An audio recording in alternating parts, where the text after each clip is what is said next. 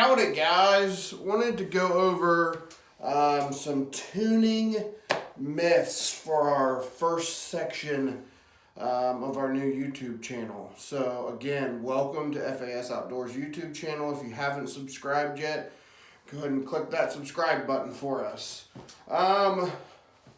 Being that we're open almost a year now, we get quite a few messages and phone calls about tuning issues.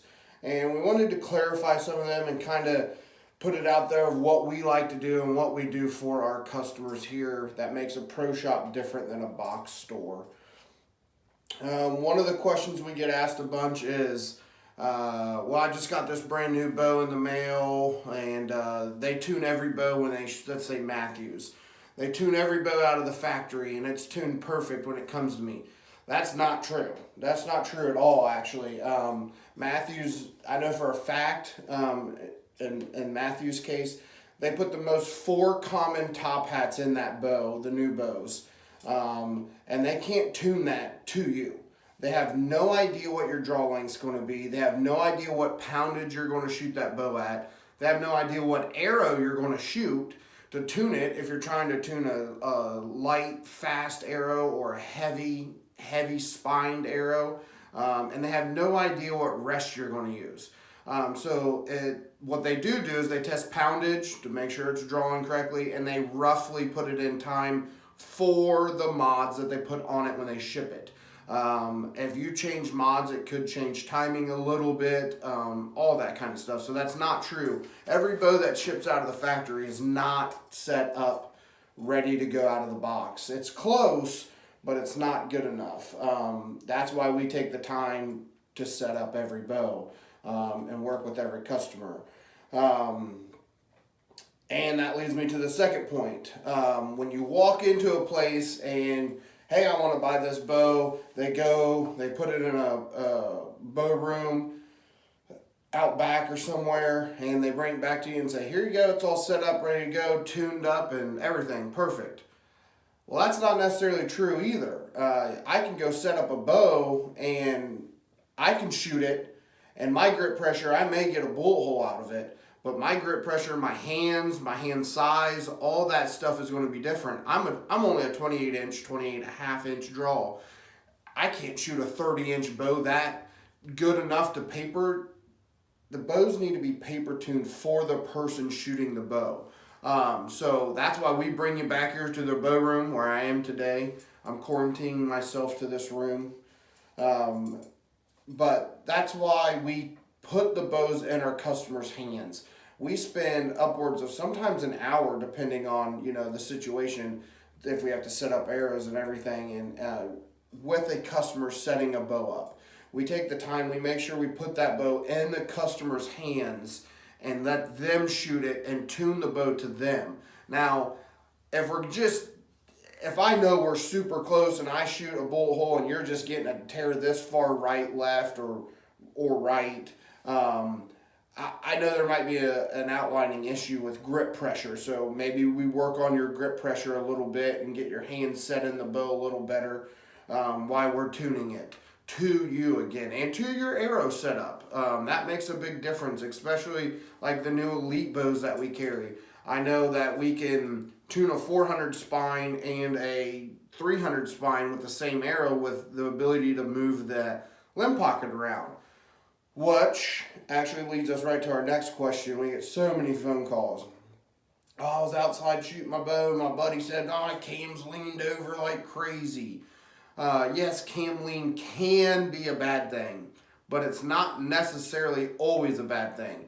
I had a guy come in the other day, he's like, look at my cam, and it was touching his limb.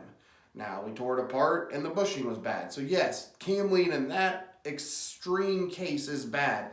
But a lot of these bows are meant to be shot with some sort of cam lean. Look at the entire system on the new Elite bows. It literally allows you to manipulate the limb pocket. What do you think that's doing? It's actually putting a touch of lean into your cam to move that string a little left or a little right to clean that tear up. Same thing with Hoyts. We're not a Hoyt dealer, but I happen to have this RX-1 here. We're getting ready to put a brand new set of Rogue strings on it. You can see his servings wore out. They're factory strings, so we're going to go ahead and upgrade for this guy here.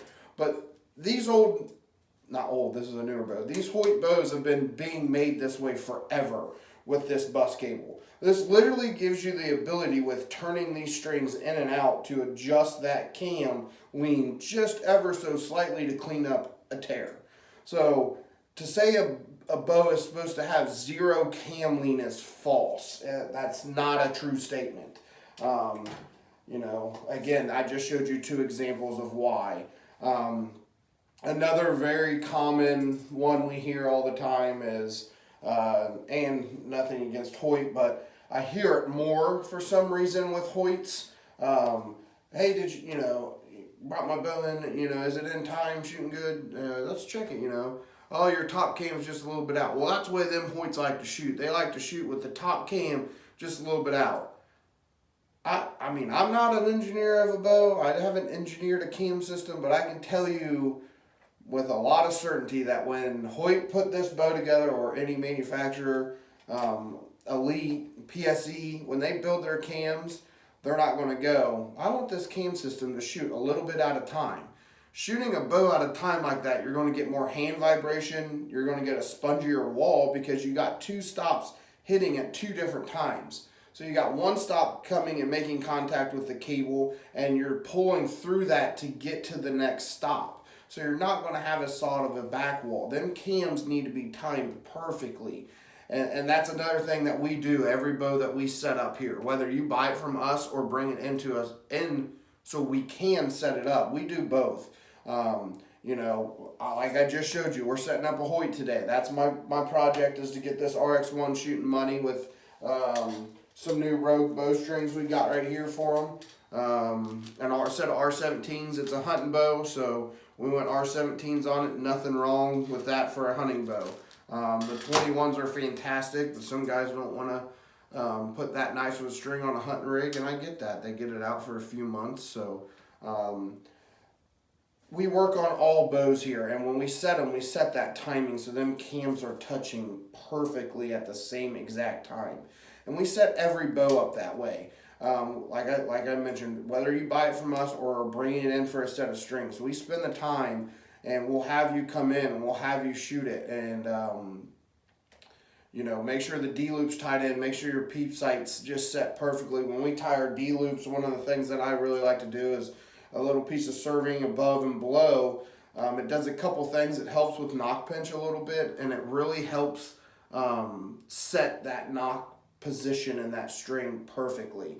The other thing it does is for guys that go out west, or guys that even are hunting in southern Ohio or anywhere, you can carry a little piece of D-loop, and it's, God forbid something happened and you snag that D-loop, or you go to knock a broadhead and it cuts it a little bit, you're able to, right in the field, cut that thing off and tie a brand new D-loop on, knowing with 100% confidence that your knock point has not changed on that string, because we've served above and below that knock.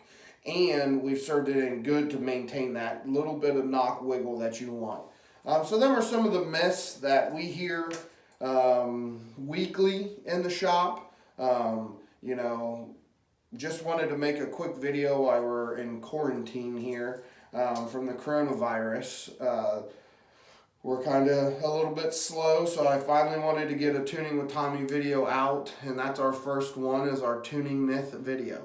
So if you guys have any questions, please bring your bows in, get them tuned up. Now's a perfect time. You guys are off work. Come spend an hour and a half with me, and we'll set that bow up and get it perfect, get it ready for hunting season. We can have Rogue bowstrings here in 2 to 3 days, so give me a phone call. We'll get them ordered, and we'll get you set up and brand new shooting in 3 weeks, or 3 days, not 3 weeks. But thank you guys for tuning in. I have another video planned. I'm going to get a Prime CT5 out. I've kind of already got it out a little bit and shot it. My plans with that is to take 3 extremely different weighing arrows. I got one that's like 370 grains. I got like a 410, and then I got almost a 500. I think it's like 480 grains. And I set that bow up at 30 inches and shot it through the chrono. And then I turned the bow to 28 inches and shot it through the chrono. Now I know them numbers, and I'm not going to give them to you yet until I fully make that video. But I do want you guys to know that they were kind of shocking. Everybody is some people are focused so much on speed that they lose the sight of how Aeromask can actually create some speed. So can't wait to post them numbers in that video and let you guys see actually, just because your arrow weighs 30 grains lighter doesn't mean it's 15 feet a second faster. So I'm excited to see that come out and see your guys' reactions. I hope everybody's being safe or as safe as they can, and I hope we get out of this pandemic without a bankruptcy for the entire economy. But we're still trying to stay open as long as we can and help guys. So if you guys need anything, stop in and see us. Like I said, we'll get you some strings made up. Get your hunting rigs ready. Now's the time. Spring's around the corner. Turkey guys. Thank you for tuning in, and look forward to making some more videos. Thank you guys.